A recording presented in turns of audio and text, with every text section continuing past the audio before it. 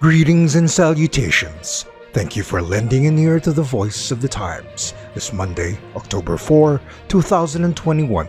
For today's editorial, Senate Bill on Vaping Deceptively Portrayed.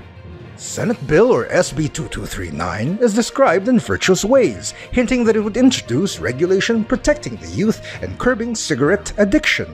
But that portrayal is a ruse, because the bill actually proposes to relax regulations on vaping, e-cigarettes, and similar products. We urge senators to vote against the measure, which is also known as the Vaporized Nicotine Products Regulation Act.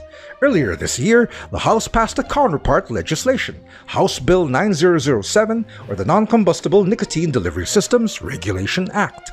Then, last month, senators approved their version for plenary deliberation.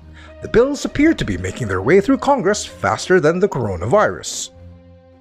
In statements, proponents of SB 2239 claim it will prohibit minors, specifically those younger than 18 years old, from purchasing vape and similar products. What the press releases leave out is that there is an existing law, Executive Order or EO 106, Series of 2020, that sets the minimum age at 21 years old. That EO regulates the manufacture, distribution, marketing, and sale of unregistered and/or adulterated electronic nicotine, non-nicotine delivery systems, heated tobacco products, and other novel tobacco products.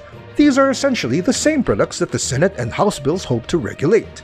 Also, EO 106 is almost identical to HB 9007, except for the provisions that make these categories of sin products more accessible to younger people.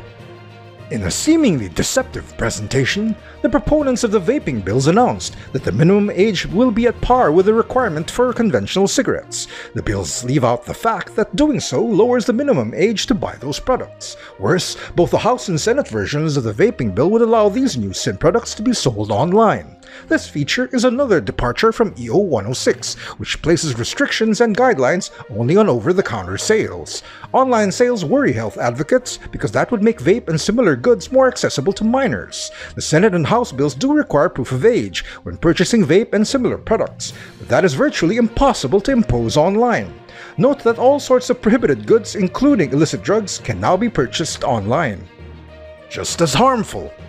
Another misleading claim in the campaign to pass the bills mentioned is that vape and novel tobacco products are a healthier alternative to regular smoking.